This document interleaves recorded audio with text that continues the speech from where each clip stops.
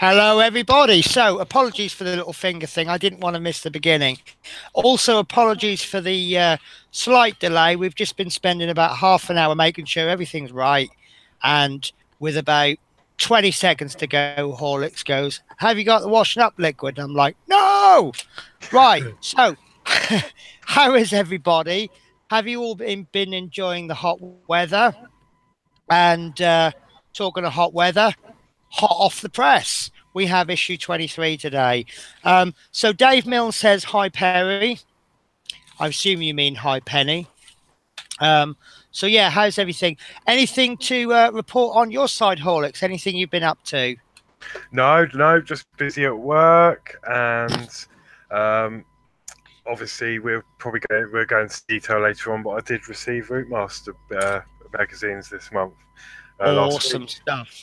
So So what we're going to be doing is once every 4, maybe 5 weeks, we're going to be doing a little bit of a revisit because Horlicks is, what are you up to, issue 3, 4, 5, and 6? 6, yeah.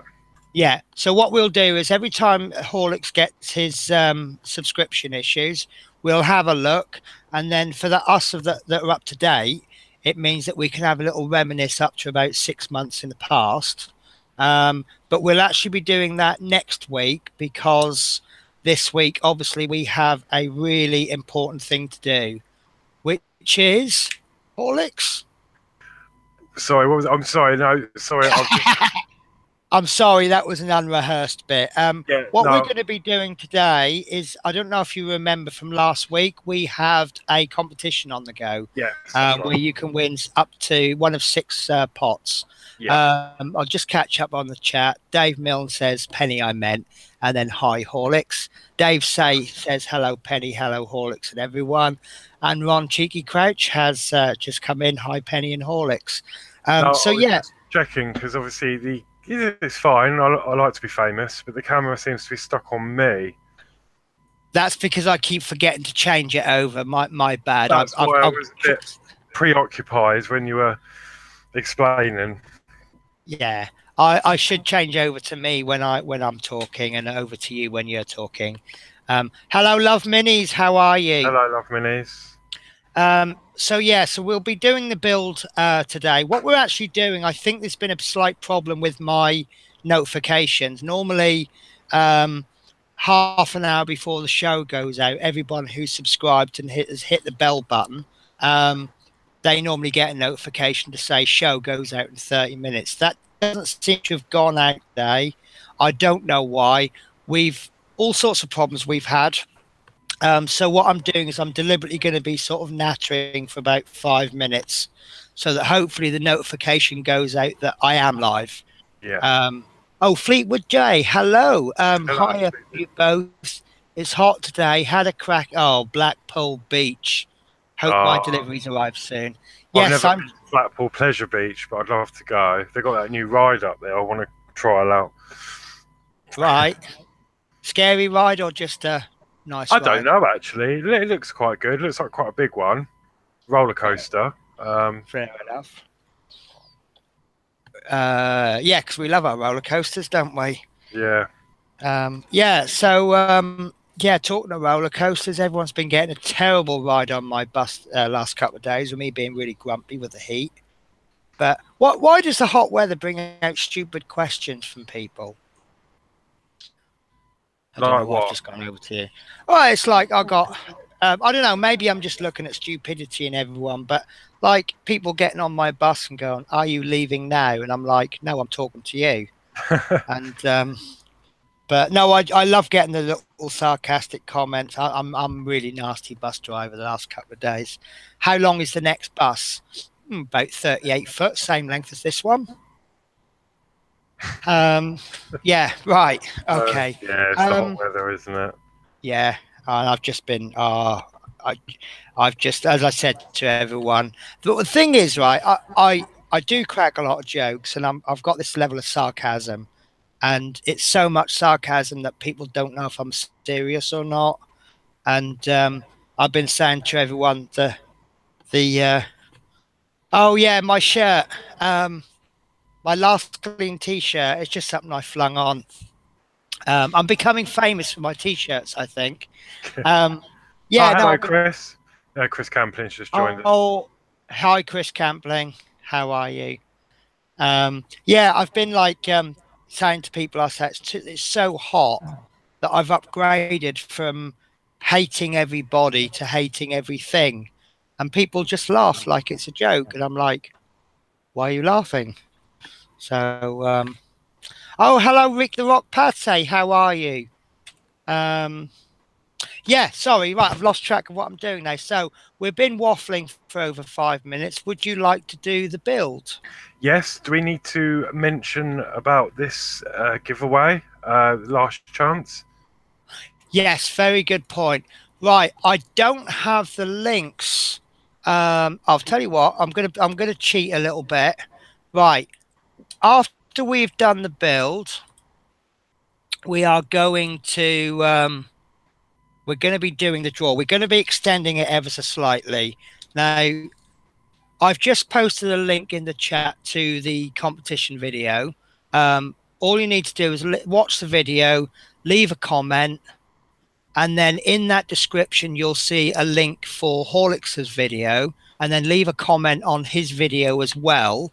Now, we have had a few people that have left a comment on one video, but not on the other. Let me move the camera back to me because I'm sure you want to see my lovely face, don't you? Oh yeah, Chris Campling says nice Hoover. It's actually a carpet shampooer. Let's have a look. This is where it lives. Where's this carpet shampooer then? Behind me. Is it behind you? Oh, that's a bit of a meaty one, isn't it? Yeah. It looks like a big iron on with big handle. Well, a funny thing for Chris to notice. Maybe next time we could feature the Hoover. Yeah, okay, yeah. So next week, Bill the Classic Routemasters has been suspended, and we'll be doing look at Horlicks's Hoover live. Yeah. You know, I forgot what I was saying now. Yes. Sorry, so yeah. leave a comment on the videos. Like I say, there's some people that have left a comment on one but not on the other.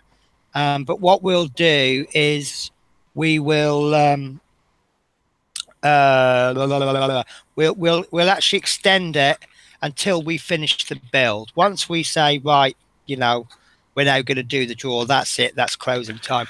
Also, I need to make another big shout out. I'm going to be honest with you, I bet she's not really watching, but I was talking to the lady in WH Smith's today where I collect my magazine. Absolutely lovely lady. But she said she was going to, I showed her my key ring. Horlicks has made me a little present. Look, a little paint with penny key ring. It's absolutely massive. And she saw it. And I said, that's my YouTube channel. And she goes, oh, I'm going to watch it. And I'm going, okay, fine. So big shout out to the lady in WH Smith's. Now, we have this little system. I go in the shop and I join the queue. And I say to her, are you going to smile? And what it is she gives me a bit of a bit of a sad look if the magazine hasn't come in, and she gives me a big smile if it has come in. So if there's like 6 or 7 people in the queue, I can join the back of the queue. If she gives me a bit of a sad face, I can go, oh, it's not in, and then I don't have to wait till I get to the front of the queue. And if she gives me a big smile, I'll go, lovely. And then today I've been so stoked for today's, because last week's build and last week's speculation, it just got me so fired up for this week. I've just been like, it's been like Christmas, and I've been so excited. And I went into the shop and I'm like, please smile at me, please smile at me, please smile at me. And she looked at me and she gave me a really big smile, and I'm like, yay. So hello to Daniel Simpson. You've been waiting all day for this as well. So I'll tell you what, shall we do some building? Yes. Lovely. Right, so I'll just change my camera. Sorry, the computer goes funny sometimes. Right, just confirm, can everyone hear me okay? Because my computer just went a bit mad.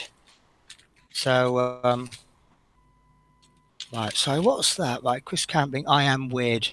No, you're not weird. We think you're wonderful. Right. No, I just said that it's attention to detail. It's good. Yes. Yeah. Right, so what I'm going to do is we're going to check the parts first.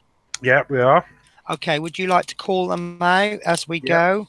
I'll let you Okay, open the so bag. what we're actually going to be doing today is the heater, tank assembly and rod for brake system, which is funny because it said something about the fuel system Oh, no, last yeah, week. header tank assembly and Yeah, rod.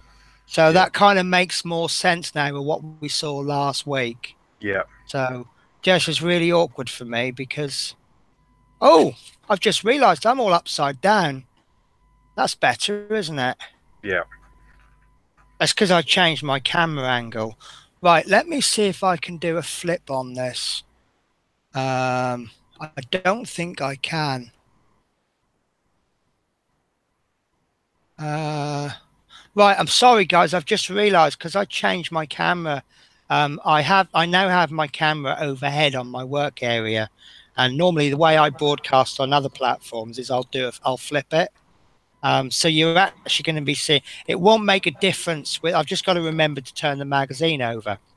Um, the build it shouldn't make a difference because whereas I'm working this way, you're going to see it from that way, if any of that makes sense. Yeah, How do you have a camera that shows you and then shows your desk? Right. What we do is I've actually got three cameras, but I've got two main cameras, and then at the top of the settings, I've got a little cog, and I can select the video that I'm using. So here we've got, this is a camera I never use, but this is my integrated camera on the laptop. You can see why I don't use it because it's underneath the shelf and you can't see me. And then I've got, this is the camera that I've got on top of the monitor, which looks down. And then let me show you. I've also got this boom arm here, which has got my webcam on it, and that looks straight down. So I'm going to spend days now trying to sort that. Oh, that's okay, actually. And then I just changed the setting, and there we are, back to straight down view. So I hope that helps you. Right, so let's check the parts then, shall we? yep, okay. Right, so 23A should be a connector. These are very familiar. Okay. We've had quite a few of these. Right, connector, yeah, because they connect things. Right, there you go. Okay, 23B and Oh, sorry, can I just zoom in? I do apologize. Actually, because I've got this boom arm, there's two good ways to zoom in. One is to actually physically move the camera, and the other one is to change the focus point or change the camera settings. Right, I might have that. Let's have that quite high up then, shall we? We'll light the general area rather than the.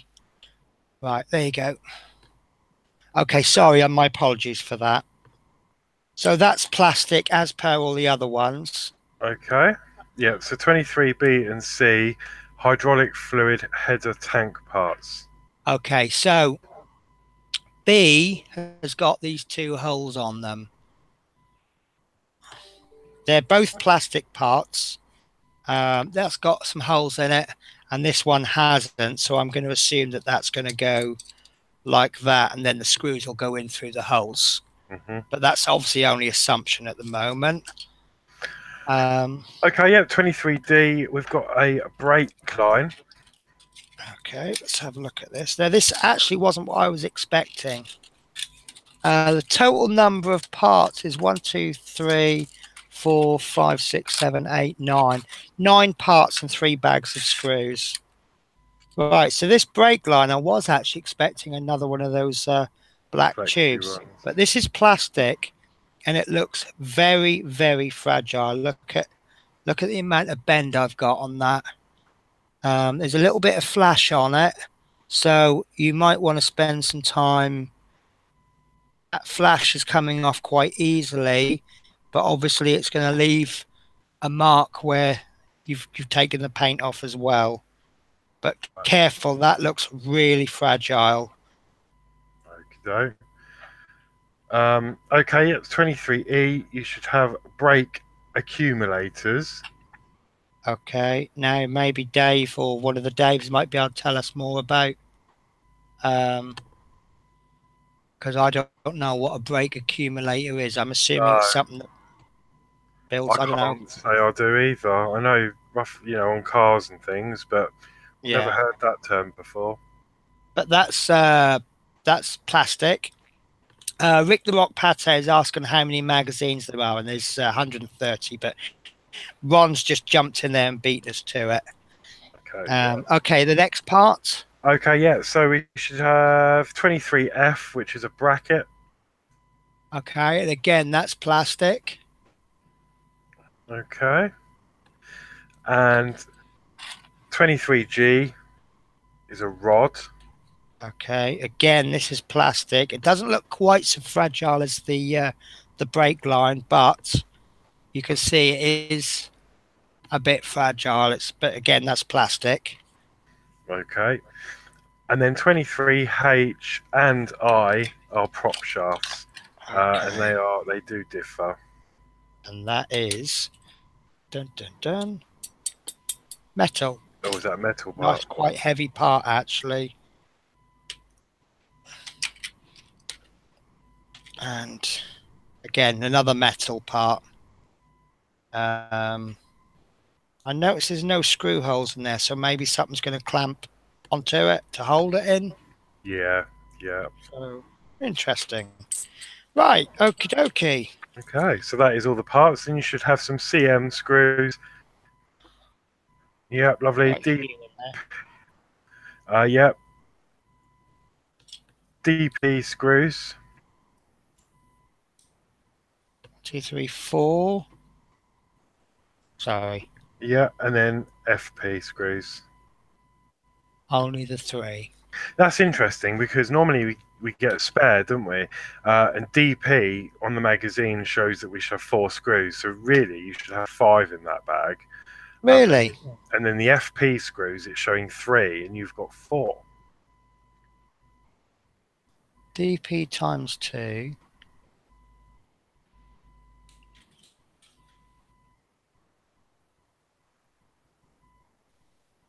Now I'm only flicking through the magazine, but I can only see two DP screws being used. Oh, okay. Oh, 3. No, there is 3 DP screws.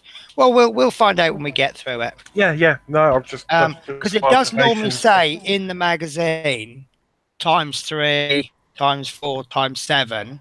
Yeah. And usually what that will mean is we'll use 6, and we'll use 3 of those and 2 of those. Right. Usually. So, okay. Accumulator maintains pressure in a closed system. Oh, so would that be excuse me, sorry. I'm just going to mute and have a good cough. I do apologize. Oh, damn. Sorry about that. Right. When I'm driving my bus, I get the air pressure building up, and the air pressure is used for braking and opening the doors and the suspension going up and down and all sorts of things like that. And what happens is when the air pressure reaches a certain point, it kind of blows some of the air away. So you get like a release valve kind of thing. And you'll hear the bus go where it's letting some of the air out. Is it the accumulator that's maintaining that pressure, or is that something else? See, I know very little. I might have to do some Googling. Right. So part 1, we are going to need the chassis. So yeah. I'm just getting that now. And if I recall correctly, work from the upper side of the chassis, which is just to double check we are on the upper side. Just push the suspension down. If the suspension goes down, then that's the upper side.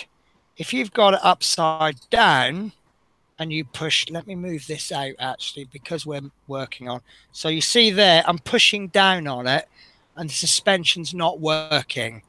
But if I put it that way, there's movement. Yeah. Yeah. So I know that I'm on the upper side. I mean, there's 101 other ways of checking that I'm on the upper side. And of course, if I'm working on the wrong side, I won't be able to get the parts in. Yeah. So I'm going to move the chassis to about here because this is where most of it's going to happen. Yeah, that's right. So let me just change my focus. There we go. And I might just bring that camera in a bit. There we go. So, stage one. Yeah, stage one. Okay, so work from the upper side of the chassis, which you've already done.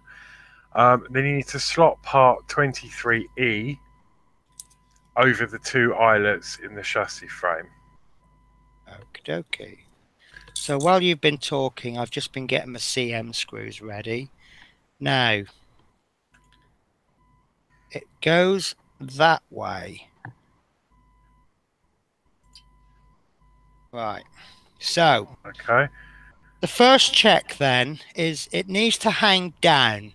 So, I don't know if you can see that very well.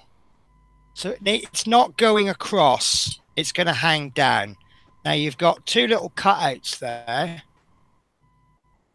And you've got the screw holes there. Obviously, if you hang it that way, you've got nowhere to do the screws. The instructions clearly show that the screws are coming in from the top. So therefore, you've got to hang it that way. Now, what makes it slightly confusing is the blow up expansion is actually turned around the other way. Yeah. And it's showing that these are pointing towards the front of the bus. So they're going to go in like that. Yeah, that's right. Okay. So then I'll get my first CM screw. Yeah, and fix them into place with CM screws. Now, this is an M screw, so it's going into metal, which can mean only one thing. It can only mean two things, actually. So we are going to definitely put the washing up liquid to the test. So I have a little pot there of washing up liquid.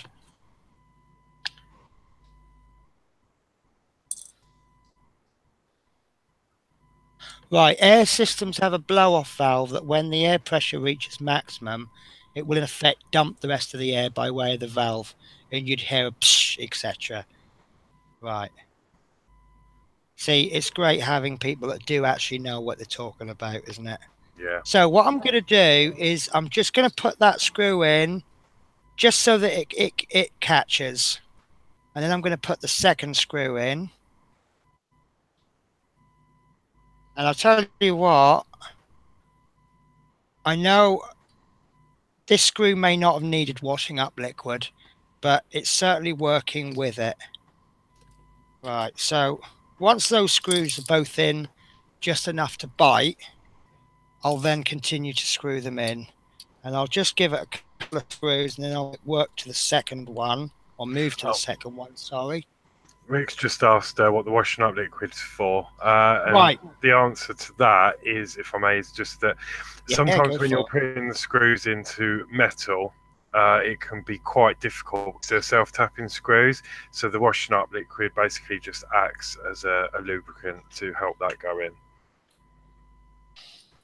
Well, I've got to say that every time I've used the washing up liquid, they've been really smooth. It's like putting the plastic screws in. Now, I'm a bit concerned that these screws are going in quite a long way. Oh, there we go. I finally got to the end of it. I just seem to be screwing these for a long, long time before they... I felt that, mind you, it's got a very tight thread on it. Yeah. So what's going to happen is that there's...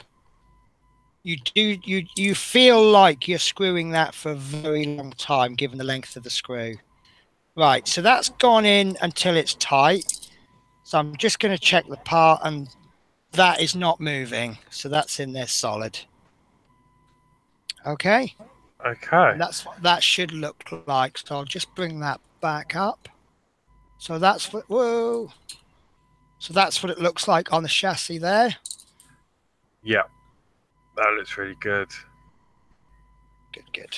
And that should, according to the image on the top of the page, is that going up in a slight angle as you look at it from the side?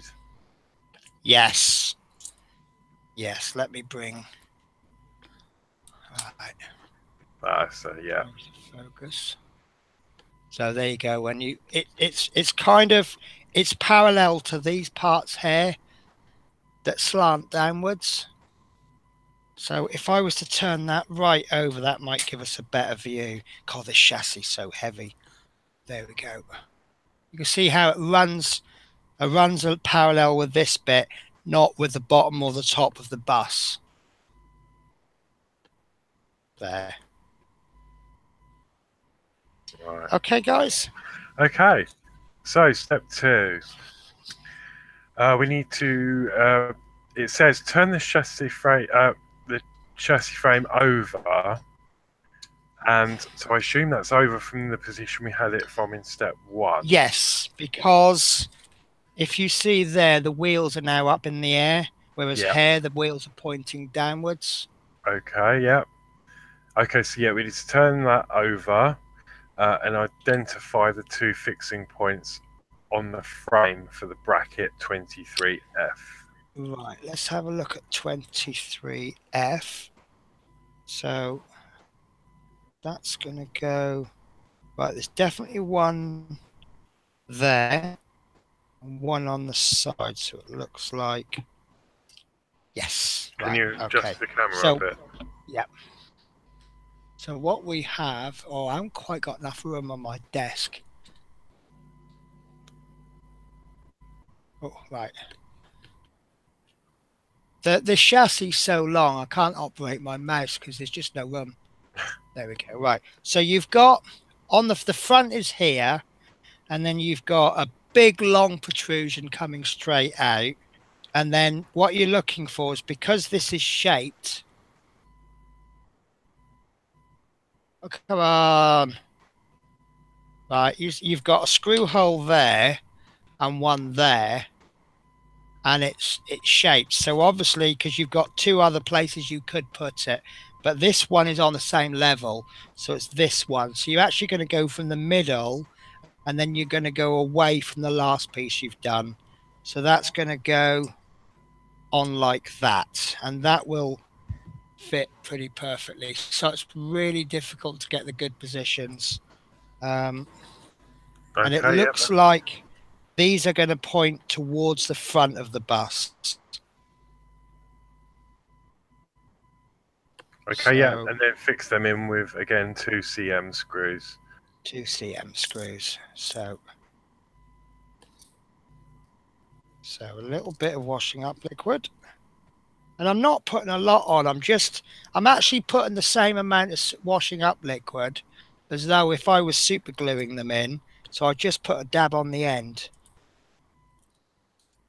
Right, so that's in just enough to bite, look. And then I'll put the second one in. A little bit super glue, a little bit washing up liquid. Of course, my whole build now stinks of lemon.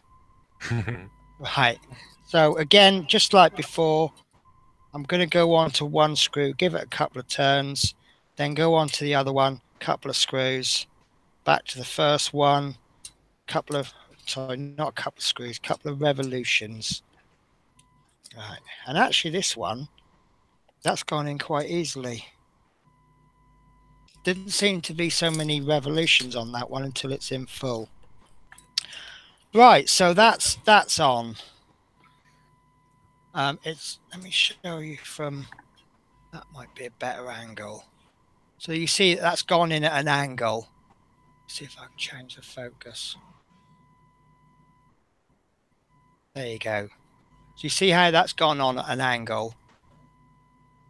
Yep. Yeah, it looks good. Yeah, I like that. Yeah, it's getting there. It's all these little small details that make the difference. Right, so okay, stage 3. Yeah, step 3. You need to take the 2 parts of the tank, 23B and C, and fix them together with 2 DP screws. So exactly as I suspected. Right, there you go. Now, I'm not totally happy with that, but there's only so much you can do with plastic parts. You see that line's quite visible. I mean, if I was a little bit anal and a little bit geeky, what I might consider doing is, there we go, it's a better view, isn't it? is filing that down and perhaps putting a little bit of filler over the top. I'm not going to on this one because I'm doing this one straight out the box. So I'll just get my screw. I should have got my screws ready. I do apologise. Yeah, I suspect it probably won't be that visible anyway when it's, no. you know. But it's again, it's how much attention to detail do you actually want? Yeah. For the casual modeler, this is probably absolutely fine. So I'm going to get my first DP screw. As before, I'm just going to screw it in, just a couple of screws until it bites. And then I haven't put washing up liquid on this one because the Dave said last week we don't need to with plastic screws. So just a reminder, yeah, I'm trying to get a good working angle for all of us. Right, there we go. So a couple of screws on that side, a couple of screws on that side, a couple on the first one, a couple on the second one. These are quite long screws, I noticed. So this will take quite a bit of screwing. Oh, I'll tell you what, we could have this as an innuendo show, couldn't we? There we go. And I've just gone until it stops. I could go more. Right, that's on tight. I'm happy with that. There's a few gaps there, but again, oh, I didn't notice that. Little gap there, little hole, but that looks like a deliberate hole. Right, so that's stage 3 done. Okay. Stage 4. Turn the frame over again. So we need to flip that. So maybe they could have swapped these instructions around so that we did this next. Yeah. I don't know. Right, so that's going to go. Okay, so identify the fixing points for the tank circled in the inset, which are those there you're pointing to. Yep. Yeah. And then fix the tank in place using 2 cm screws. And it says, note that screws go through the eyelets on the side of the tank and into the sockets on the side of the frame. Cool, that's going to be an awkward one. So what we're doing is we're going to hold that there, and then the screws are going to go into there. Right. So, and they are CM screws. Yeah. Using. So I think the only way we're going to be able to do this is just put the first screw in enough just so that it grabs. Because as you can see, that's going to be, this is one of those situations where you need 3 hands. So if we can just screw that first one in just so that it grabs, there we go. So now obviously I can work with, that's doing a lot of the holding for me, if any of that made sense. So now I'll just adjust that. And I'll just put the second one till it grabs. There we go, that's in now. And now I can just as before, couple of screws back, and then onto the second one, a couple of revolutions, then back to the first one. Dave put yes in the innuendo show. Yes, indeedy. Yeah, see now, Great British Bake Off has got nothing on us. No, that's it. Soggy bottoms is old news. There we go. And I've just gone until it stops with reasonable force. I could probably screw that a little bit more, but it's wobbly because it's plastic, but the actual fixings are in there nice and tight. So be careful, because you can, I don't know if you can see how much movement there is on there, but that's because it's a plastic fitting, not because the screw is loose. Okay, guys. Yep, okay, so part 5 now. On the underside of the chassis frame, have we got to move it around? Oh, do I have to flip it over again? Looks like it. Oh. Flipping heck. Okay, we're going to be working towards the back of the bus now. And then identify. So yeah, on the underside, identify the Okay. fixing point on the control lever 13I. Can I make a confession? I'm actually getting slightly confused here. Right. So working to the, I'm moving the chassis around so that it matches the diagram, so that I'm working on the same side. I might just move that camera out a bit, just so we get more of the chassis in. This is the great thing about this boom thing. Right, how's the focus? Yeah, that looks good. Okay, so we are, according to the magazine, we are working around about here. Okay, right. So we've got. So that'll be the offside if the bus was upright. This one there. So that's going in. Right. Okay. I figured out where we're working now. So there's the whole chassis. Note this to help you locate where this is. And then what I'll do is I'm going to focus in there so I can work on that bit a little bit. So you just see it a little bit better. So that's, you see where we are. And then moving the magazine around so that it matches. Right, there we go. So, this is hard. Right, so we've got this point there, which is this point there, and then we've got that point there, which is there. So I can then work out that that's going to go there at about roughly a 30-degree angle. Yeah, it Something says that for we the can connector, adjust. slot the ends of the connector over the eyelet in part 13I. It says note the larger eyelet of part 23A is uppermost. Okay. Yep, I can see there. There's the small hole, and there's the larger hole, and the larger hole has got kind of a circle on it. Okay, there's a support 13I, which is quite delicate, while you fix the connector in place with a DP screw. Oh, it goes straight through the top hole. Right, there we go. That's gone in very easily, but I can feel that the screw, let me just double check. Yeah, the screw's gone all the way through to the to this bit, and I've just had a look. The screw has come through. That's quite tight, so I'm going to stop there, and I'm happy with that. And that was quite tricky because of working out where it is. Adrian Langley just said, can you turn the camera 180 degrees on the boom? No. No, I can't.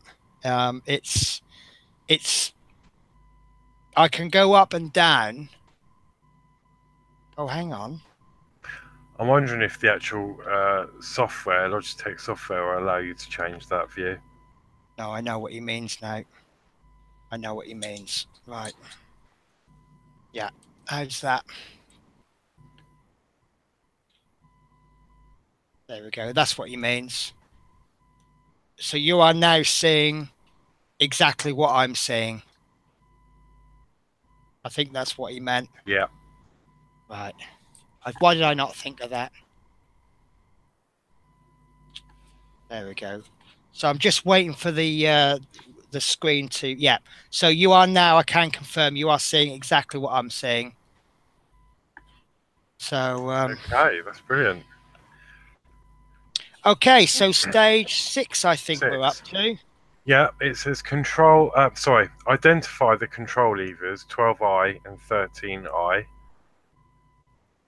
Each with a brake line connection. Going to be, oh, my brake line's come off there.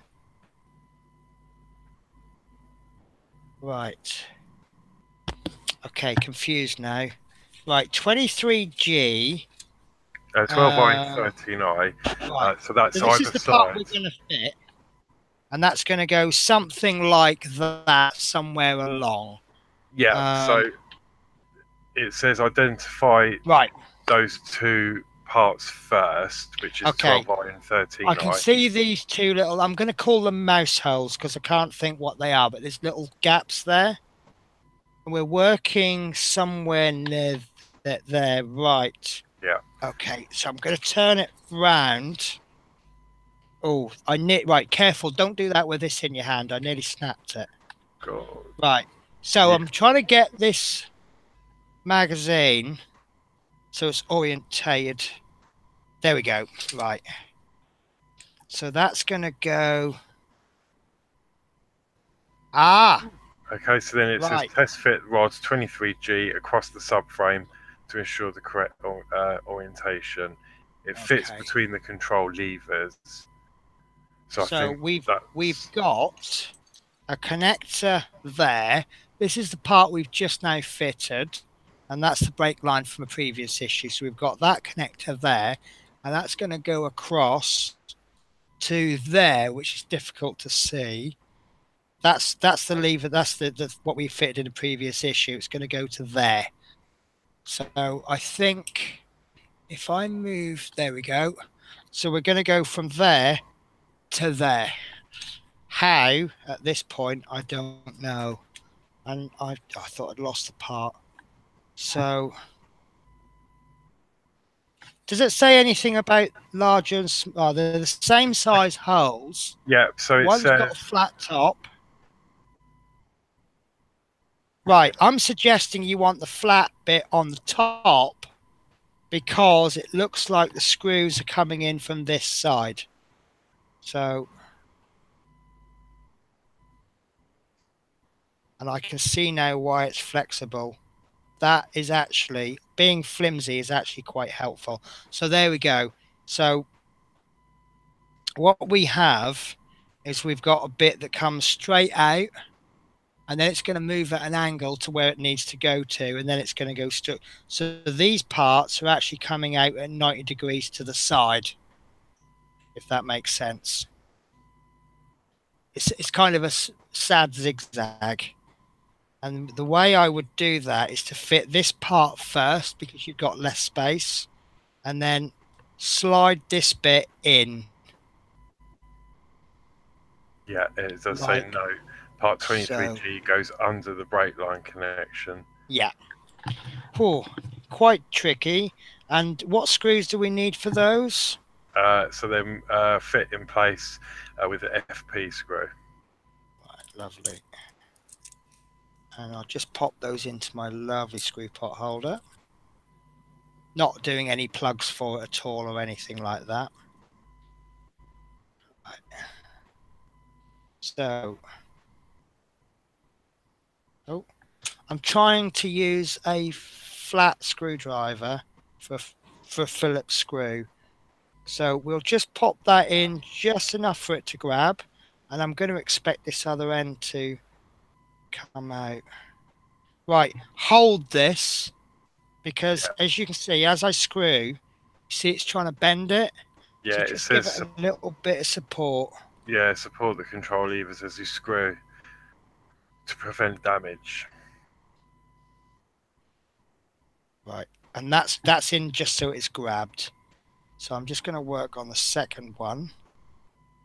And again, it's not a lot of working space for supporting. So I'm kind of praying now. There we go. To actually, because this one, as you're screwing, it's going to push it that way. The best thing to do is just pop your finger about there. Don't need to push it, but just pop your finger there so that it's your fingertip is going to stop it from spinning. I just want to check that's in. That went in a little bit too easily, you see. Right, and that's in there. It's a little bit wobbly, actually. Just double check that from the other side. Okay, that's gone through.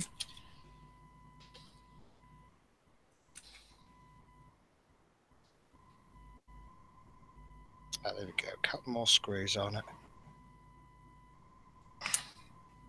There you go. I can screw that a little bit more quite easily, but you see there's no play on it, so I'm just going to stop there. And then I'll go back to this one.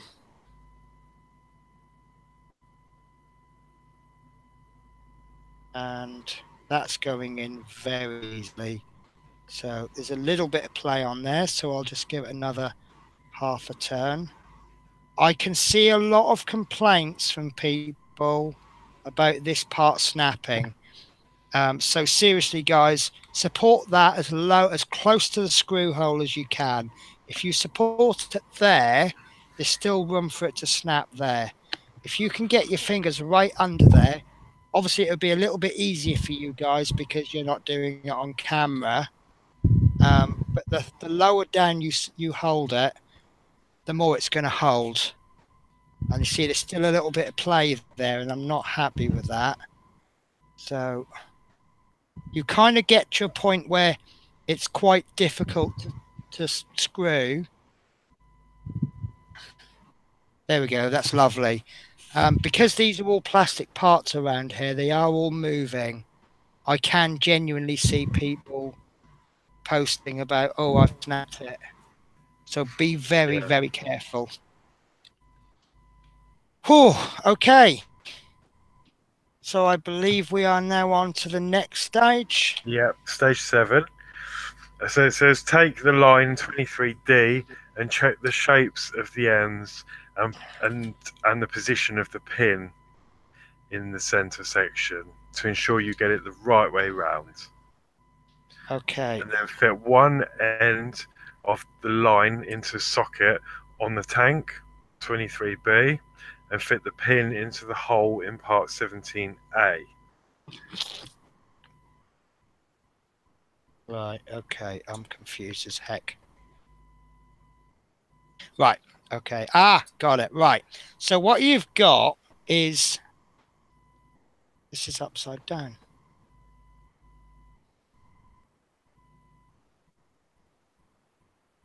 Right, sorry. I'm just going to switch my glasses.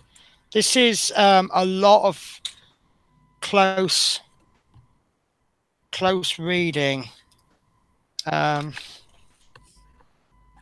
that should... Right, okay, so what's going to happen, this part there we go. This part is going to go into the tank that we've just made earlier on in an earlier stage. This part for now is going to go nowhere. But this part there, you see there's a pin there, locating pin. That's going to go into the chassis. There we go. You see that pin there? That hole? That's going to go there to help you guide it.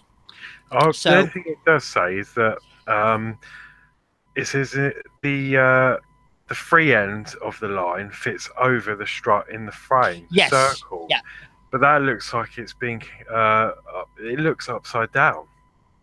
Yes, it's obviously what's going to happen is it's going to connect to something in a later stage. Let me show you. Yeah, that needs to fit over the frame. That's what I'm getting confused at here. Yeah, no, it makes sense. Right. On the tank, on the you can't really see it, but where it looks like a nut there.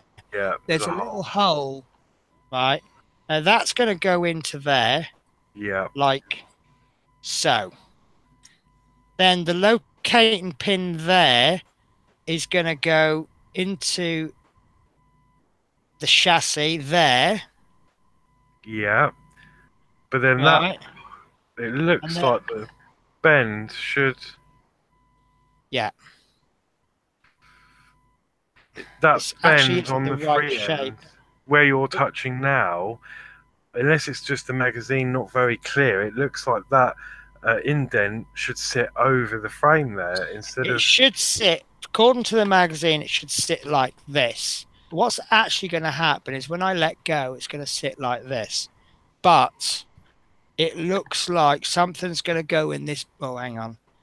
Something's going to go in this big gap here, which will hook onto that.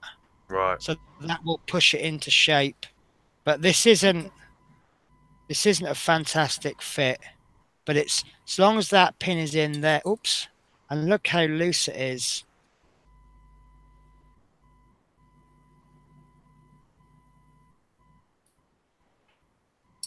So this is going to come out 400 times before it's fixed properly. Oh dear. Right. So that end goes in there. I'm guessing they're calling that push fit. It doesn't actually. Hang on. Ah. You see how naturally it wants to go up in the air? It says use a small, at the end, it says use a small piece of masking tape to hold the line in place. Ah. Right. So that is, so you see that the pins, one bit's gone in there, one bit's gone into the chassis. This is, it's all airborne at the moment, but it's, according to the magazine, it should sit like that. Like so. And then obviously something will go in there which will connect, and that will hold that in. So I will, maybe by having masking tape, it'll just help move the shape. Yeah, that's possible.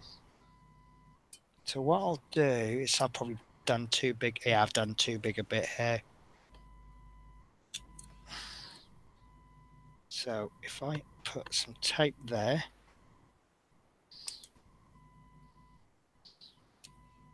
And maybe in this hot weather, it'll just melt that plastic into shape. Oh, sorry, guys, I've accidentally done that off camera. I do apologise. So you can see what I've done is I've just pushed. Oh, it's actually come up. That's not a problem. Put another piece on. So I've just put another piece on the bottom. So I've masked it into exactly the same shape as the magazine. So you see how that's now resting on there. And then hopefully it might just sort of kind of move that into shape. So when I take the masking tape off, but I would suspect that once the piece goes in there, that will then hold that in. Yeah. Excuse me. So that is it.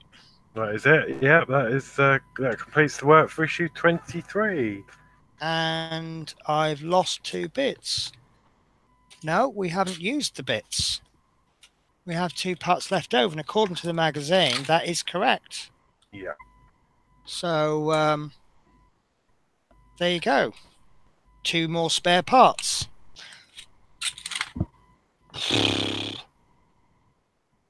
So Dave has said superb detail from model, really, and I would totally agree with that. Yeah, I've said that. Do you know what? Watch this bit. I've just spotted it. It had a bit of a kink in it.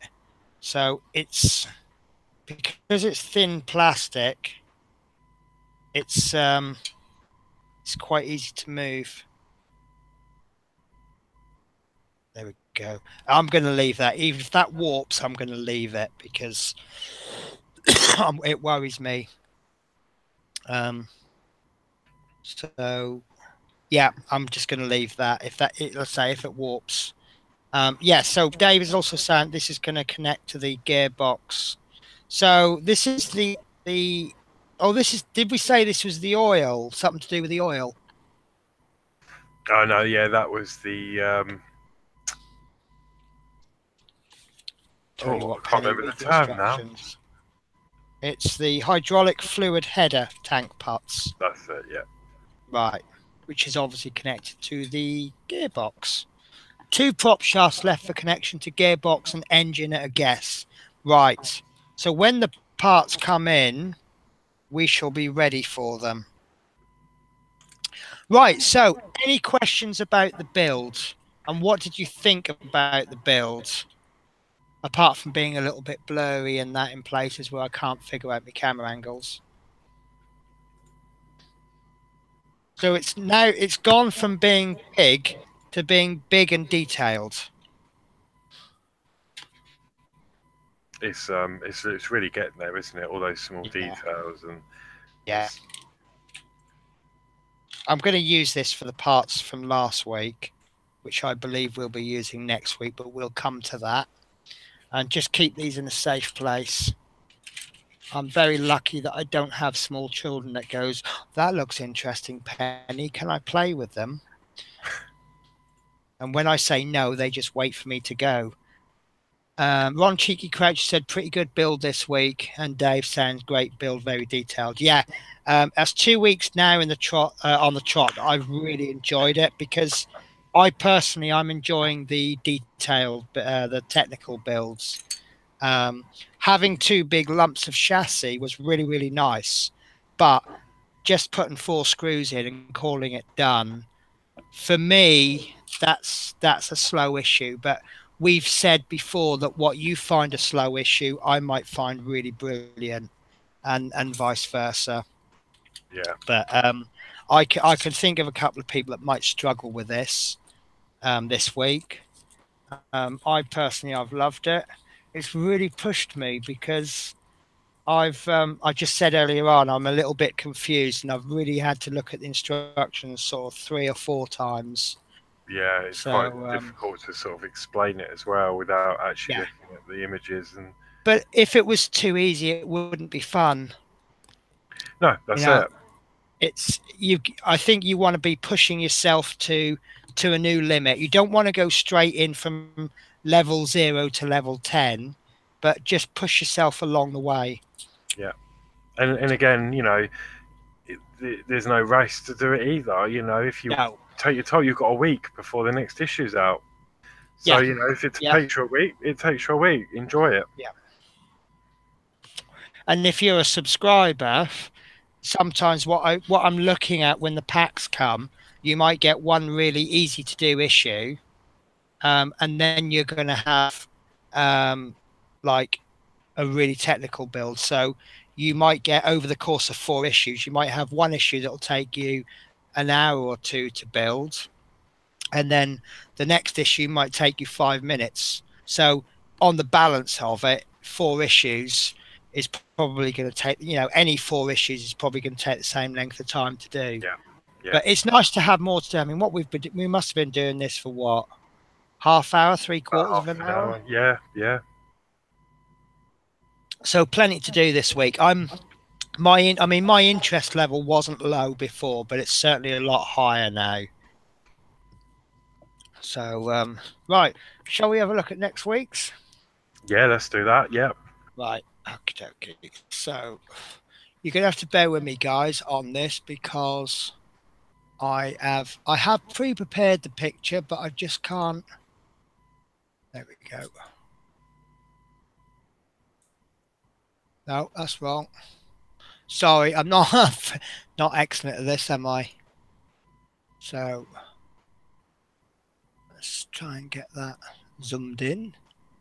Right, so this is the part for next week, and I'm sorry it's not crystal clear, but it's a scan from the magazine, and it says the generator casing is fitted with contact points and connections, and then fitted to the underside of the subframe.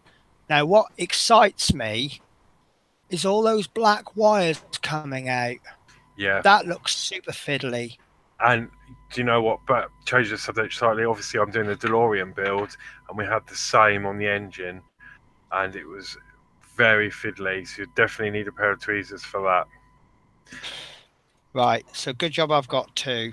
Well, actually, I've got 4 now because I got the tweezers from last week's issue, and then I got my subscription issues come through with my reprinted issue 16. Which I'm very happy about. Do you remember issue 16 had page 10 missing? Yeah. Or page 12? Well, they've now reprinted that and they've sent it to me. I believe they sent it to everyone who subscribed. So now I own 2 pairs of Hachette tweezers, plus my own tweezers. So I've got about 5 pairs of tweezers now. Oh, good. So you've got lots to choose from. And also, I mean, you know, we'll have to see how this goes. But with the DeLorean parts I did, even though it didn't say to glue, I had to glue mine. because they were just falling out all over the place. So, Right. but we'll have to wait and see, because this is obviously a different build, and it could be different. You know, it's different. Well, I found with my particular parts anyway, I found that my push fit parts generally have been fine, with the exception of this little bit there, and that kept falling out. And I did apply super glue in one particular part, but I think that that's going to be absolutely fine to do that. So Love Minis just asked you how many parts are there in the Back to the Future car? That is, oh God, that's put me on the spot. I think it's 130 again. Oh, so that's about the same as this. So yeah, you must be roughly halfway through then? Over halfway. I'm on issue 79, I think. I want to say 79. And it is looking quite meaty now. It is looking, you can look, I mean, this, if you didn't know much about buses and you saw what we've built, you wouldn't necessarily know what it is. But your DeLorean, you can look at yours and you can go, yeah, that's a DeLorean. Yeah. I've just recently done all the body panels, so it's really coming together. I can't wait to get it finished. Yeah. But, right. What's the bit of glue between? Well, what's a bit of glue between friends? Yeah. Did you guys want to have a look? They're really bad pictures, but I've got some pictures of the Hachette has released the about 4 issues forthcoming. I've taken a copy of them. They're really bad pictures, but I can show you if you want. In fact, I'll tell you what, we'll have a look. It may not turn out very good, but we'll have a look anyway. So, see how large I can make that. So with the future issues, Hachette tends to do them in black and white. So that's issue 24, which is coming next week. And I can't find the scrolly button. Oh, right. Okay, we'll do it a different way then. Sorry, you know I'm not brilliant. Right, so this is issue 25, which we haven't seen. And that looks like we're doing more on the chassis. Perhaps fixing something to the chassis. It's a terrible picture. Yeah, I can't make that out. No. Looks like a ship in the bottle from where I'm looking at it. Maybe it's the fuel tank. Could be. Could be. But all you're doing is you're giving me sleepless nights with excitement. And this is issue 26. Come on. I can't expand this. I can't make that bigger. That's as big as that one goes. Can you scroll in with your mouse, Will? No. No. Ah.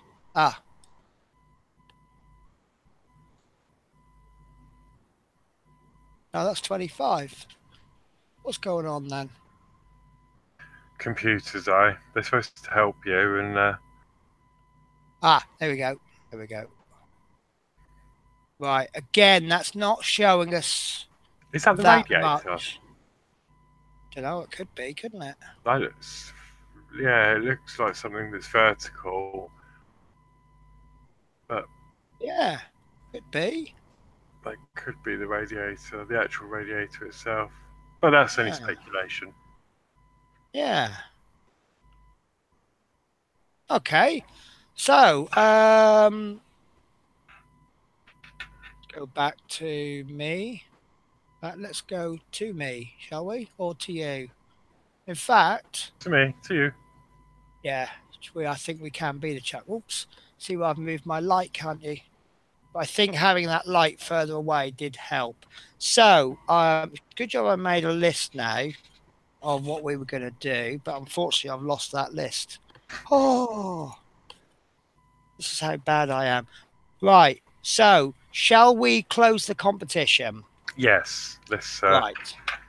So I'm going to just double check my video to make sure there's no more late entries come in. Yep, I've done mine as well. I've checked mine. Okay. And it looks like we're all good to go. My end. Okay, well, my computer's decided not to. There we go. Right. Sort by newest first. And I have no more entries. So that gives us... Right, now, this is the way we're going to do this. We have printed off all of the entries. In fact, I'll tell you what, I'll just move the chassis out of the way and then I'll use my paint table. Now, we will go through every entry. There are some entries, unfortunately, that are invalid, where people have entered, put a comment onto one video, but they didn't put the comment on the other video. And obviously, the condition was that you had to comment on both videos. Yeah. So what we've then done is we've made a list on a spreadsheet, and why is that the wrong way round? I'm just going to wait for that to catch up. Sorry. Sorry, Chris Davies has just said any news on parts for me. Yeah, there you go. That is the right way. So what we've done is we've written every entry down. We've left some spaces in case we got any late entries. And you'll see here, there you go. Here's one, for example. This person has commented on my video, but not on Horlick's, hence that they've not been written down twice. And then we've got some more that have gone on to Horlick's videos, but not mine. There we go. Peter Webster has commented on Horlick's video, but not mine. So what we'll do is Horlick's is going to draw 3 out, and then I will draw 3 out. But anyone who has won via Horlick's obviously won't go into my pot. So if that makes sense. That's fair. So, so as I call 3 out, you, Penny, will remove those names from your pile before you put yours into your pot. Yeah. So is everyone getting excited? I haven't got a drum, so I can't do a drum roll. So let's go for it. I'm more excited now. I'm more excited. Yep. Okay, so I've got a square pot here, and I am going to start. So in my pot, I've got number 1, which is, I'm going to show you on the camera as well. Yeah. So you can all see, but you've got Chris Campling. Yeah. So I'm going to fold you up, and you're going to go in my box. That's going straight in my basket. I'm sure that's an innuendo, isn't it? Yeah. Okay, number 2, we've got Love Minis. Yeah. Okay, so that's going in my basket.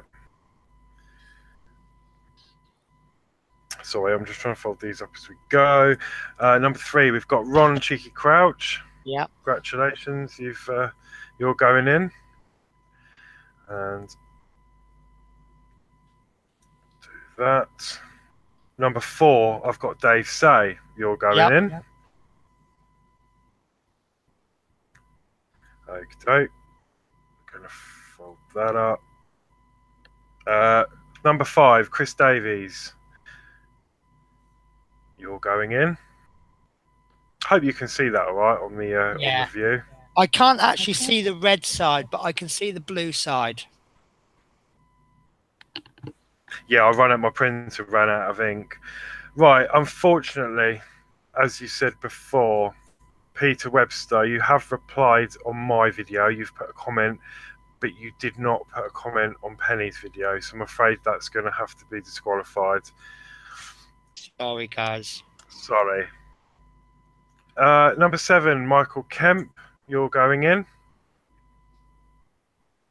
I think we spelt his name wrong. Micheal. Oh, possibly. I mean, he's still in. We know who it is. I do apologise if that is wrong. Okay, number 8, I've got Paul C70. And then there you go. Thank you. You've commented on both videos, so you're going into the pot. Number 9 is Izzy Harris. And you are also going in the pot. I'm sorry if I'm pronouncing any of these names wrong. That's right. I'm looking forward to the next one because I've seen what the name is. Yes, okay. Unfortunately, number 10, M. Camry. I'm going to say you have commented on Penny's video, but you didn't comment on mine. So unfortunately, that is a disqualification. I hate it. It's sad. Yeah. Okay. 11, but rules are rules. 11, basic miniature painting. Thank you. Okay. You're going in the pot. Okay, nearly there, nearly there. Number 12, Simon Lewis.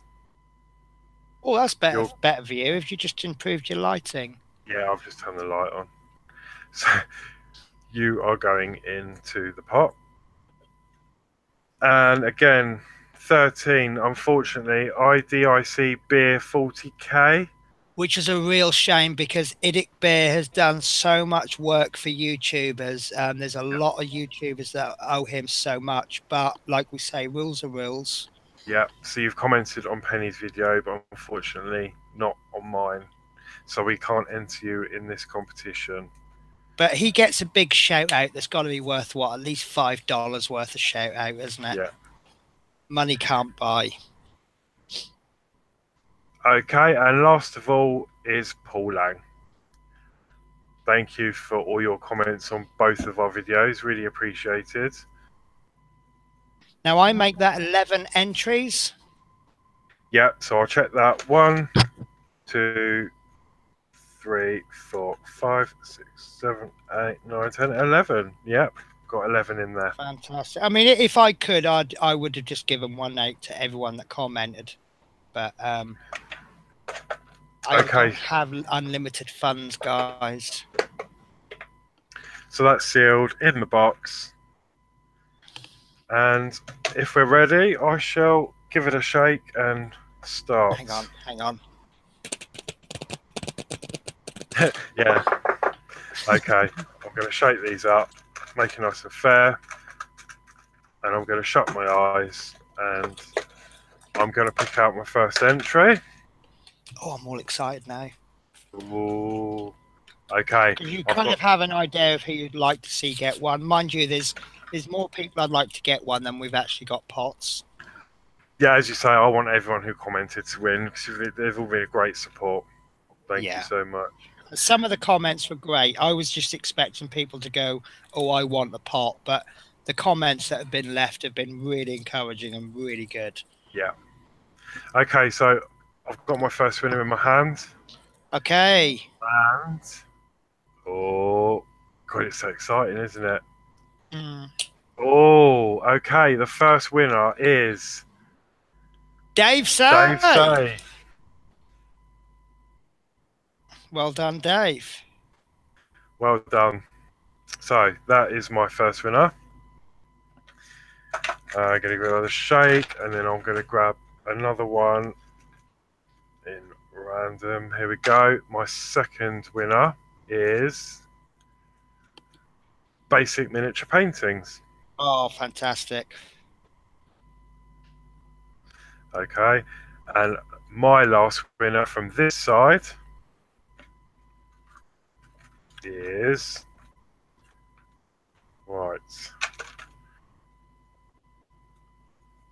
number 12, Simon Lewis. Very well done, Simon Lewis. And that concludes the draw from the Horlicks side. So let me just show you these three again. These are the three entries, if you can see that there. Fantastic. All worthy. Okay. Well, everybody's worthy. Right, so we'll go over to my side. Oops. Trying to change the cameras. Right. So what I've done here is I've laid out all of the entries as Horlicks has called them out. We've got the three that we've unfortunately disqualified have gone here. And then what I'm going to do is I'm going to remove the three people that have already won, which is Dave Say, well done. Basic Miniature Painting, well done. And Simon Lewis. Now, I am going high tech. I've got an asset drop box. I like this because it's nicely sealed. Asset drop box, they give me, I pay a little subscription fee and they they send me mystery paints every month, and I absolutely love them. So if you're into painting at all, give them a look. assetdrop.co. So first name in the hat is going to be Chris Campling, and I'm just going to fold that. I'm just going to keep folding it until it's small. I think that's 3 what I did. folds will be enough. That's Chris in there. As you see, I'm putting them in with love and care. This one's Love Minis going into the pot. 2, 3. Ron Cheeky Crouch is going in. Oh, I don't think I can stand the suspense. You're going to have to. Well, I'll tell you what, sit down for the suspense then. Yeah. Michael Kemp going in.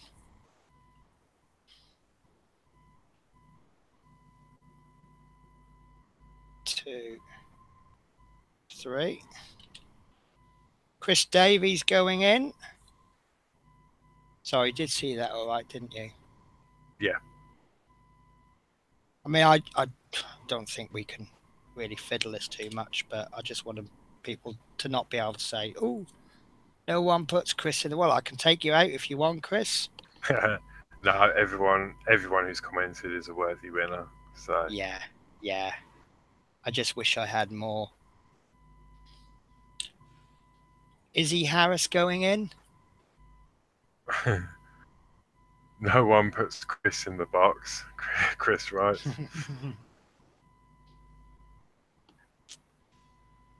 And last but not least, Paul Lang.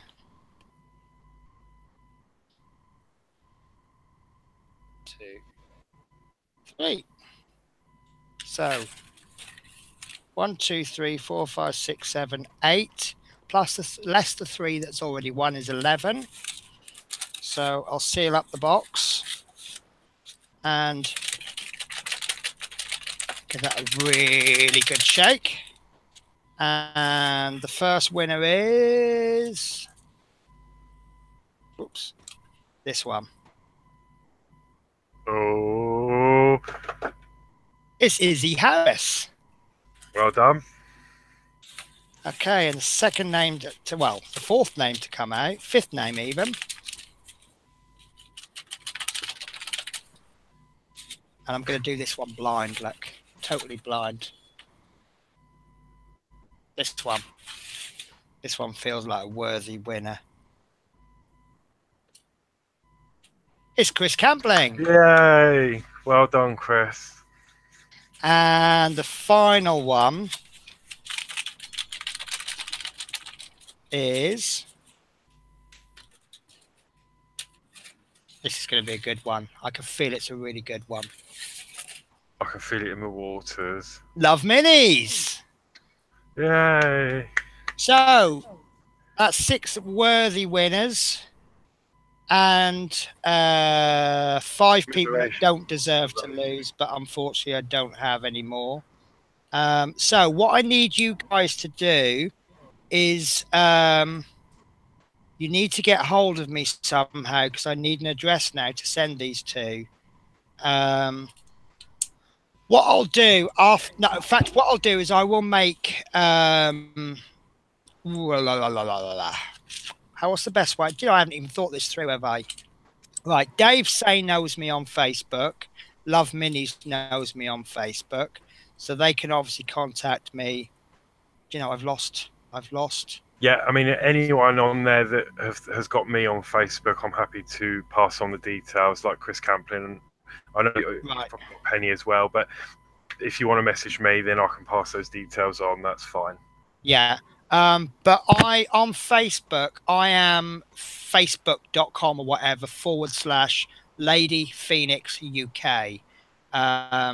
Yeah, obviously, if you know me on Facebook, just send me a message. But if you, I'll tell you what we'll do. Let's bring up my Facebook page, and that might help people then. Face. Right.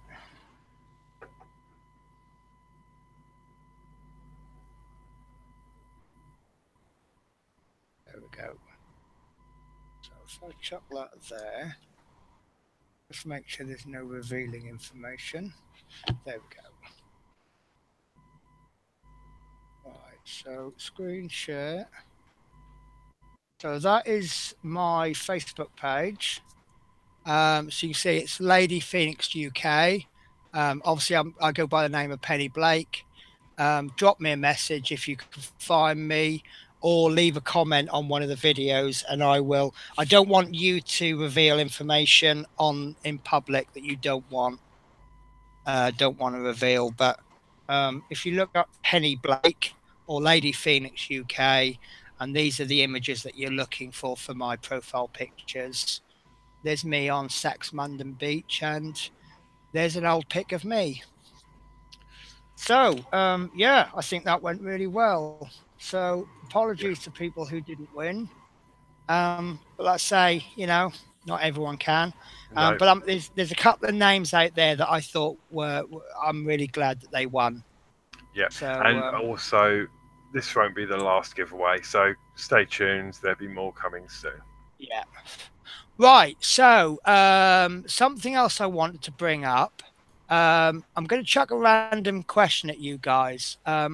Obviously, because you're watching this show, you have an interest in this. But what do you actually think when you signed up for this this build? What did you think? Were you worried about the cost? Did you know what it was going to cost? Did you go in with open eyes? And that's just bought me enough time to bring up this. I was in the shop today, and someone said, "Oh, that Routemasters, they're not making it anymore, are they?" And I said, "Well, not as far as I know." And they pointed me to a newspaper article, and this kind of got me a little bit emotional. So this is page 9 of today's Metro. Now the Metro is a free newspaper that you tend to get on public transports. So I'm just catching up on a comment there. Dave Mill says the build you are doing, which is not the London colours, where you going? Oh, I'm actually going to try and make the decals. I've got a couple of people I'm trying to contact that can print decals off. I could print them myself, but it would involve doing a laser printer, which I'm not going to spend £1,000 on a printer just to do a set of decals. So this article appeared in the magazine. I'd be interested to know, Dave Mill, what did you think? Basically, the summary of it is that 8 people have complained about the TV advert, saying it's misleading over the costs. Now, the reason that kind of got me a little bit wound up was because, all right, it didn't say on the magazine this model will cost £1,150 to build, but it did clearly state complete in 130 issues, and it did also say regular price £8.99. Now, a lot of people have said they escaped it. Yeah, I forgot to cut that bit off. A lot of people have said to me, "Oh, that's expensive. How much?" And I've always said it's about £1,200. And they said, "Oh, that's expensive, isn't it?" And I said, "Well, no, it's £9 a week. And for me personally, I get the actual build. I now get this hour and a half on stream every Wednesday, chatting with you guys. And then I get to make the video and I put it up on Friday. I personally get a hell of a lot for the £9. But what else could you do for £9 a week? I could go down the pub. Maybe I could join a pool team. But what would I have for that money in 2 or 3 years' time?" So I just thought, it just kind of almost wound me up a bit. Yeah. But it also took me back to one of my earlier videos, one of the comments that I had, and I did address the comment, but someone had put something along the lines of, this company should be or this should be reported to the police, the company should be taken to, or should be banned, this is expensive, blah, blah, blah, and I addressed that as, well, you've got to go into a partwork with your eyes open. You've got to know what you're going to, and you've got to know what your circumstances are. I could lose my job next year. where am I going to get the money to build this? It'll have to stop. You know, this is all the things that you have to think of.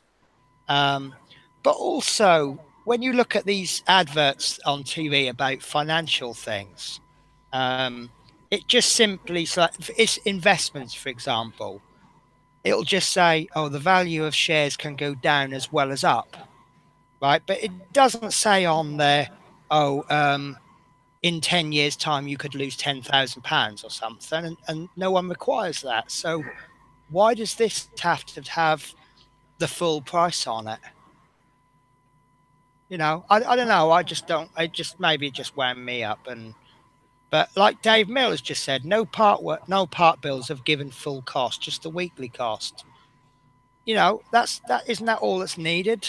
Do you need any more information? Yeah. And you know, it's not like partworks are new either. You know, they've been going for years and years. So, Yeah. you know, people should know, you know, what they're getting into. Yeah. But it's, you know, it's more, you know, for me personally, I just enjoy the build, and you know, I'm going to get a great model at the end of it. But for me, yeah, as you say, it's the weekly value, like you Yeah. said, and Yeah. the enjoyment it brings every month. So yeah, I'd be like to know what your thoughts are. Right. So it's good price for size of the build. I bought smaller models costing hundreds of pounds. Dave says I saw a promo about 2 years ago and thought, yes, I have to have this, especially being a bus enthusiast. I went in. Yeah, exactly. Dave says gone in with his eyes open. You've got to know what you're going to be, and you've also got to know where your financial commitments are likely to be in 2 years' time. Many years ago, I started the HMS Victory, and I got to about part 12, and my circumstances changed, and I couldn't continue. Now I was a little bit lucky in that I only stopped after about 12 issues, but Yeah. I've lost that money, and I know that I'll never get that money back, and that's just the way it is. So anyway, a little bit of an update. I've been chatting, I've been putting the screws in my little pill pot holder. FP is a new screw, never seen before on this part work. So don't know if that was really exciting news for you. Yeah. I always say, yeah, Adrian's just put the full price is 1,157.50. Yeah, which is yeah. I mean, I call it £1,200 because it rounds up. Yeah. But yeah, I mean, you can get the 1:24 scale bus from, I think it's Revel. A lot of work to go into that. But yeah, the level of detail, and as we're showing this week, absolutely amazingly small parts. And of course, yeah, Dave Mill says you get the magazine as well, which costs them to print. The magazine's got to be worth £2 or £3, isn't it? It's a couple of good. In fact, we haven't been through the magazine this week, so shall we do that now? Yeah, and also, I mean, just a magazine, yeah, yeah, a magazine alone. I mean, I've got one here, and this costs me, yeah, £3, and this is just for a magazine. So yeah, so you're for £5, you're getting the parts. Yes, some weeks are small, some you get huge parts. So yeah, it's definitely definitely worth the money. I think so, but I don't think we would be doing it if we didn't think it was worth the money.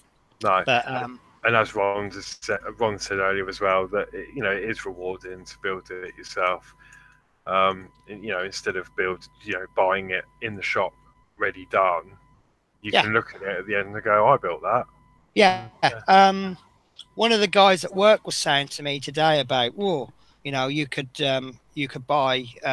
There's another one. I think it's 1:24 scale. It's really nice, but it's ready built, and I think that costs like £200-300. And I just replied, well, I don't want a ready built model. What's the point in me being a model maker if I'm going to be not making a model? Yeah, it kind of defeats the object. And that is, Dave's just a very good point. You just said you pay £3 for magazines, and they are generally full of adverts, and that is very true. Yeah.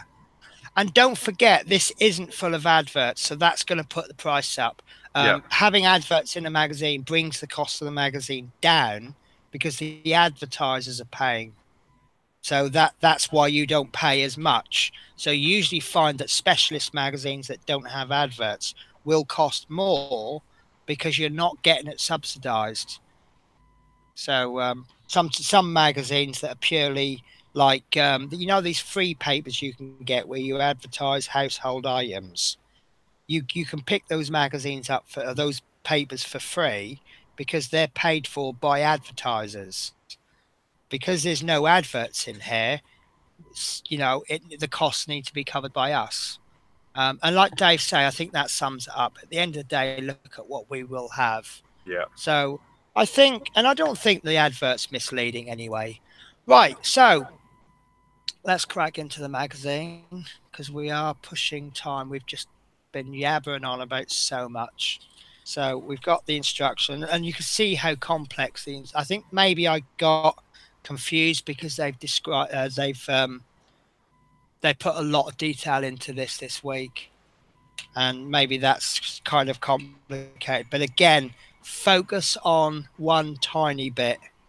Yeah, don't look at this while you're doing this. This can put you off. It was a fairly. It wasn't beyond us, really, was it? No. So we've got the 159 route from Streatham to Brixton, and that is beautiful. I love that. It's a nice big pick. I might actually, because I'm getting 2 copies of each magazine, I may actually cut all of these out and make like a little scrapbook. Yeah, that'd be a good idea. They're really good pictures. Obviously, I'll keep the main magazines. So we're going through Streatham Common, through Central Streatham, Streatham Hill Station, and into Brixton. And this is the article I was waiting for. Buses in action in World War One. Wales tends to be very big on remembering those that fought in the war. And obviously, we're in the year of the anniversary of the First World War, at the end of the First World War. And I like to see how things are used for other purposes. So this particular bus here was used as a carrier pigeon carrier. Did I say that right? Carrier pigeon carrier? Transport for carrier pigeons. And then you've got this bus here. This is the Type B bus, which I did try to build once with the Airfix kit. But I do like this, Victoria Station to Berlin. So obviously these troops needed to get into action somehow. And this is obviously one way that was done. And this gave me an idea. This is one of only 4 surviving B-types. It was unveiled by the London Transport Museum to commemorate the centenary of World War One. It kind of gave me an idea. What about if we all arranged, obviously this isn't going to help the people outside of Britain, but do you think maybe we could perhaps arrange a day to all go down to the London Transport Museum? And we all say, right, we're going to go down on a certain day. What do you think of that? That'd be a good idea. Yeah? Yeah. Oh, so I'm just reading Dave Mills' comment. He's got the Revel Routemasters and was thinking of doing in the old Newcastle livery, but do not know how to get or do decals. That's what. Right. Okay. For me, getting the decals, it's quite easy because Newport Transport, which is what I'm going to base mine on, they've got a Leyland bus. So what I'm going to be doing is taking measurements, doing colour matches. The only thing I can think of for you is to find. Are you near Newcastle, Dave? Is there anything you can get hold of that's in the old Newcastle colours? But other than that, just find photos and you might have to spend a lot of time working it out. But obviously, if you've got if you've got a letter that's I'm going to make the maths easier, 120 centimeters tall. To make it 1 to 12 scale, it needs to go down to 1 centimeter, and just kind of work it out from there. Do you know what? I'm hating this heat because with these headphones on, my ears are soaking wet now. Oh, Ooh. I know, it's horrible. Right, so yeah, the last bit on the magazine is a poster. I quite like that. Why bother about the Germans invading the country? Invade it yourself by underground and motor bus. So yeah, there's a war going on, but never mind that. Let's go out for a day out, and then we've got next week, which we've already looked at. And it says the generator casing is fitted with contact points and connections and fit to the underside of the subframe. And then we've got an article which I can't get into. There we go. One of the design aims for the Routemaster was to increase passenger numbers without sacrificing comfort. And I did notice. I'm just going to change the focus. I think I've got the light too close. There we go. Those lovely seats. Horrible by today's standards, but they are absolutely beautiful. Anyone that used to ride on the buses as a kid will recognise those. Yeah. So, oh, brilliant! So, Dave says he's got a cabinet full of models from the northeast. So maybe there's something that you can adapt from those. I don't know. But just also perhaps it might be. Oh, I'll tell you what. I'll bring this up again. That I got this last week. These might be able to help. This is. I'll let you go. Focal point. Right. This is the AEC Society. Oh, I'm on the wrong side. There we go. So I'll leave that on there for a bit. This is their address and email. Might perhaps be worth having send them an email and see if there's anyone that can help. Also, look up if there's anyone that hires Routemasters in your area. I found a company called I can't remember the name now, but they're based in Usk. And I actually said, "Can I hire a bus, but not like driving it or anything?"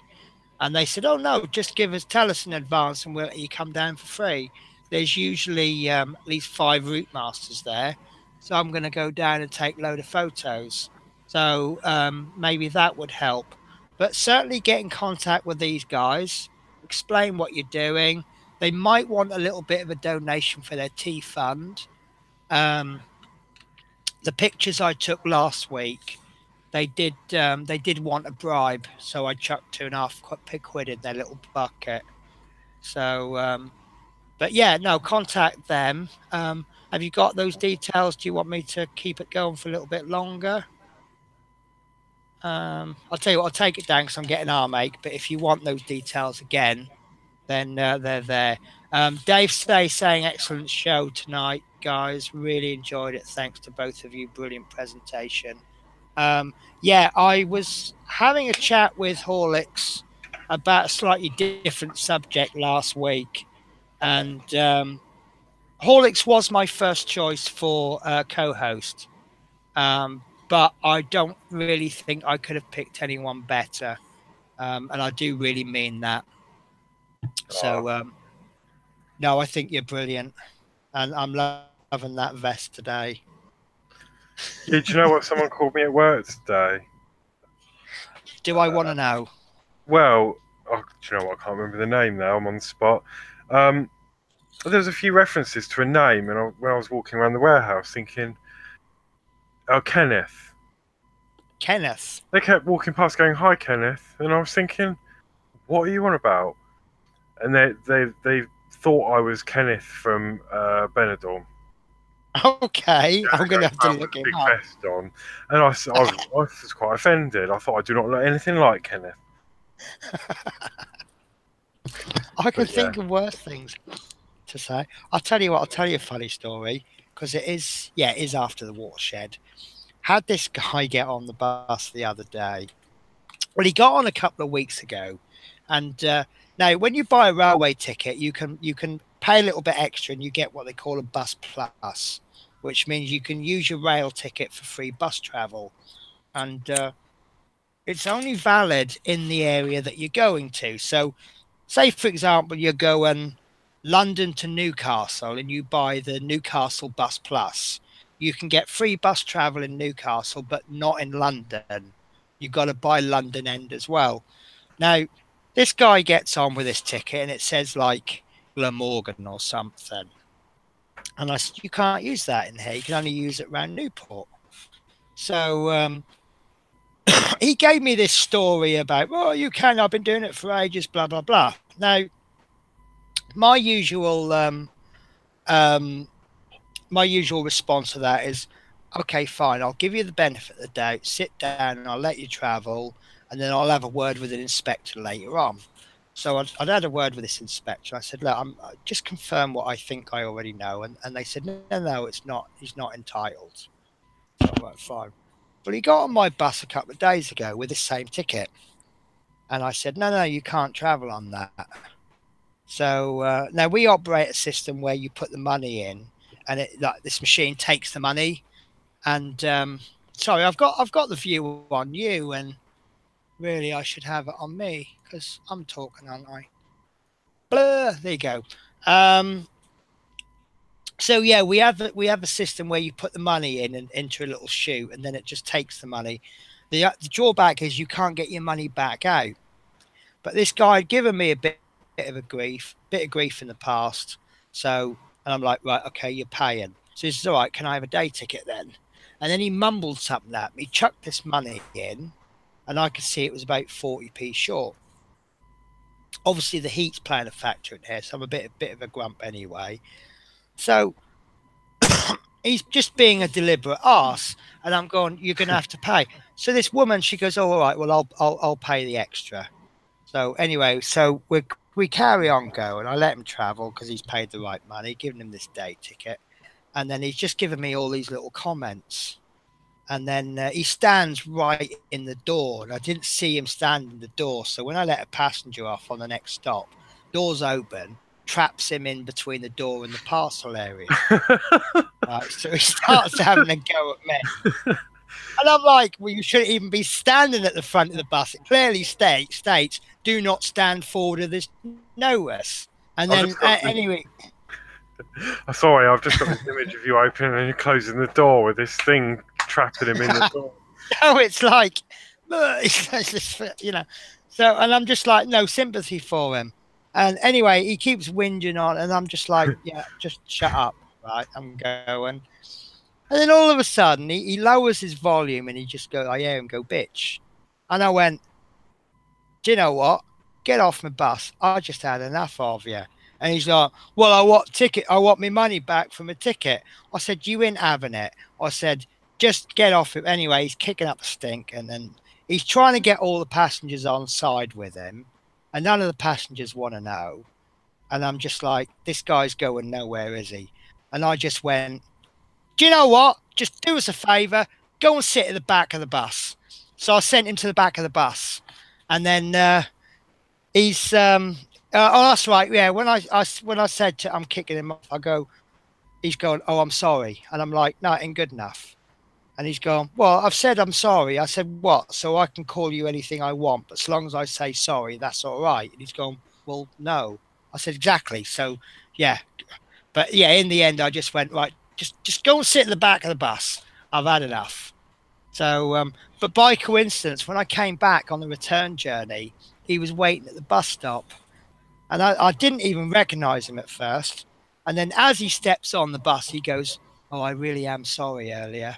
And I'm like, okay, just go and sit down. It's just like, but yeah, calling me a bitch. But the woman who said, who paid the rest of his fare, she actually said to me, like, she goes, I'm really sorry about that. I said, no. I said, it's not your fault. I said, you give everyone a chance. It's just that I've had the benefit of meeting this guy before. He gave me a bit of grief before, not enough for me to say get off my bus or anything. But no, I've just, ugh. So, but yeah, no, that's the day in the life of Penny for you. And of course, I hadn't. Funnily enough, I had a school bus today that just went without a hitch. Apart from some girl, she's 17 years old in sixth form, and she seems to believe that she should be paying child fare because she's at school. And I'm saying, well, you should be paying adult fare because you're an adult. You know, doesn't matter how old you are, you know, what you're doing. And then I said, look, I'll tell you what, I'll just charge you child fare because if you got yourself a youth fare, it's like £1.10 for child fare. And I said, if you got yourself a youth card, I said it'd only be 80p and there'd be no argument. So, ha. And then she just, what's this card? And I'm like, don't matter. I say, you want to pay child fare, I'll charge you child. No, I want a youth card. Well, you'll have to go and see someone about it. So, yeah. But we've got this weird system now where if you're between 16 and 19 and you have a youth card, you now actually pay less money than if you were a child under the age of 15. And that's just, I don't know, people just make me laugh. I've seen kids nearly as big as me and their parents are insisting they're under 4 just so they can get free travel. And I'm like, really? Seriously? Do you honestly think I was born like 2 minutes ago? So they try it, don't they? Well, I give them credit for trying, but sorry, I'm having a quick ciggy on stream. I don't care. Right, so right, I'm going to have to wrap this up now because some of us have to be at work really stupidly early in the morning. So yeah, no, it's been a brilliant stream. yeah, and well done to all the winners. Yes, I've got to keep those separate, haven't I? And commiserations to those that didn't manage this time. But obviously, stay tuned, and I'm sure there'll be another one coming up at some point. Well, some of these I'll be able to get hold of myself. Actually, the only one basic miniature painting, I know how to contact him. Chris Campling, Love Minis, Dave Say, I know how to. It's just Simon Lewis and Izzy Harris. But what I might actually do, might be easier, is if I reply to their comment on the video, and then they will get a notification to say there's been a reply. Yeah, that's what I was going to do. I was going to edit. I was going to do a pinned post on the winners on the video, and obviously, message them individually. Anyway. Yeah. Chris Campling's just written it was a great stream, especially as I won. Of course, he'd say it was a great stream. Do you know what? It's something rather interesting. Sorry, I often just look at the little stats on the screen. We noticed that on the stream, we had 2 dislikes before we'd even started the stream. But now those dislikes has gone down to 1. So maybe one of the guys that have won has disliked it and thought, oh, I won. Actually, I like it after all. No, I don't think they're as bad as that, are they? No. But I think it's rather interesting with the dislikes. It's a couple of us have been talking about it. But isn't it funny that once you reach a certain stage on YouTube, you start to get dislikes from people that I don't know what they're doing. But there was one video I had, it was like 12 minutes long, and I had a dislike like 2 minutes it was released, and 2 minutes later I had a dislike, and I'm like, how can you dislike it 12 minutes before you could possibly have watched it? So it is interesting. Yeah. Right. Okay then. So can't think of anything else I was going to say, but I can't find. I made a little list, and now I've put it down somewhere. Here it is. Right. So chat for 5 minutes. Build next week news. Oh, I'm sorry. I got some pictures to show you. Oh, I feel terrible now. Right. Dan Simpson has very kindly sent me. I'm going to show you. I know we're running late, but I thought these were brilliant. Right, so Dan Simpson has sent me some pictures of his build. And what he's done a couple of modifications as well. So I'm sorry, Dan. I'm going to go through these fairly. Oh, new name just popped up. Ian Mitchell, can you buy one 12 scale bus model like this anywhere? If anyone knows, let me know. Right, I don't think you can buy this ready built. What's the we get would the subscribers get a die-cast model with the 9th delivery? What scale is that? Do we know? I think that's 1:43 scale. Right. I could look it up, but that should be my next delivery in 4 weeks' time. I'm not going to look it up now because I want to go through these pictures. Yeah. Right. So this is one of the pictures that. There we go. Oops. You know I'm useless with this, don't you?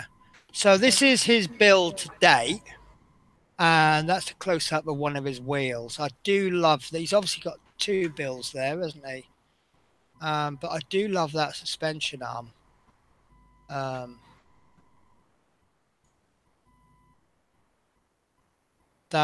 do like that's really nice and clear. And that's now the modification he's done is he's taken the you know, in the middle of the front wheel, there's got the little emblem in it. He's actually put that onto the back wheel, which I think doesn't look too bad. That's the bonnet. And there we go. So that's the back wheel, but with the middle part of the front wheel, which Right. there's probably gonna be people. Some people say, "Oh, don't like it," but it doesn't look awful. I don't think. I like that. And the other thing that he's done, and I'm not sure if I agree with it, I'm being honest here, is he's shortened the valve. What do you call it? The bit where you blow the air pressure up, the air pressure valve thing. The air valve, yeah. He shortened that, yeah. And yeah, I'm not 100% convinced, to be honest with you, but it doesn't look awful. And that's his build today. And that's the wheel on the chassis. And there's the little air thing. And I've just done a. Oh, Chris has just sent me his address. I know where you live now. And that's it. But I have some very nice pictures there. Imagine their faces, Penny. I could come in. We could meet up and we could go around the country delivering them in person. Oh, that'd be good, wouldn't it? It'd be like, do you remember the old Daz adverts where Danny Baker would just turn up on your doorstep? No, I don't remember that. Oh, okay, you're probably too young. Just knock on the door and go, "Hey, congratulations, you've won." Or be like Silla's surprise, surprise. Yeah, that's it. Yeah. Surprise. But no. No, I'll put it in the post. I don't think I'm going to turn up on you. But imagine if I went all that way and they weren't in. So, right. Okay, guys. Yeah, brilliant show. Absolutely really enjoyed it today. And I hope you've enjoyed it at least half as much as I have. Yeah, it's been brilliant. So, and thanks to you, I've now got images of some poor guy stuck in the bus door. I'll give you the funniest image ever that's going to go in your head. I once drove this bus. I was driving for Aylesbury, Arriva Aylesbury. Wonderful car. I really did enjoy my time there. But I was doing the Aylesbury to Wickham bus. And yeah, I'm going to go to Minnie's house, in America. Yeah, so this door, the button on it was just overly sensitive. And I didn't realise, but I'd shut this door on this old woman, right? But I wasn't looking as she got off. And next thing I knew, I just heard this shout, this kind of a muted shouting, and I looked, right, and there was this carrier bag halfway up the door, waving. But what I'd done is, as she stepped off the bus, the door had shut, and it had caught her bag, and she's trying to pull her shopper bag from the door. And I'm like, oh my God, I'm really sorry. And I hit the button to open the door again. And she's giving me this right filthy look and gobbing off at me. And even after the watershed, I can't repeat what she said. But it was just like, oh my God, I'm really sorry. But I'm going, it was an accident. It was an accident. And she's going, whoa. But she didn't actually complain. So, and the funniest... I'll just tell you this one last story. The funniest complaint I had, the manager actually cracked up while he was telling me. Had this kiddie get on the bus, £3, whatever sort of fare is that? £3, 5p return. It was early morning, and this guy gives me a £5 note. So I said, have you got the odd 5p? Because I actually had no 50s, 20s, or 10s, only pound coins. And he just went, no. And I thought, if he'd given me the 5p, I could have given him £2 change. So I went, all right then, fair enough. So I gave him £1.95 change, but I gave him a pound coin and the 95 pence in 5p's. Right. Well, next thing I know, his mother's complained. Apparently, I'm bullying her child. Her child has gone through a traumatic stage in his life, has just overcome being able to go to school on his own, and now the driver is ruining all that by mucking around with the change. And because my manager's laughing, because in all fairness, that's the sort of thing you would do to annoy a customer. Give them legal tender, but give them legal tender that they don't want. And but then again, that's the sort of thing that a customer will do to you. They'll give you £1 in coppers, and you've got to sit there and count it. And but it's like the £20 note thing at 5 in the morning. But of course, I give him 95 pence worth of 5p's, and I'm like, and I said to my manager, I said, look, I'll be honest with you, it's the kind of thing that I would do, but in this particular case, it was all I could do. I had no other change. But fancy complaining, claiming that I'm bullying her child. Mm. So, right, okay. So I'm going to leave it there. I could probably tell you more stories, but I'm not going to. So hopefully you will join us all next week when we will be building some kind of engine part and hopefully having as much fun as we had this week. Yeah, lovely. So, right, thank you very much for joining us. So I'm going to log off in about 5 seconds, give you all a chance to go, oh, hang on, Penny, what about so-and-so? So, I'll go over to me. So, take care, guys. Love you all. Hopefully see you all next week. Take care. See you later. Bye-bye. Bye.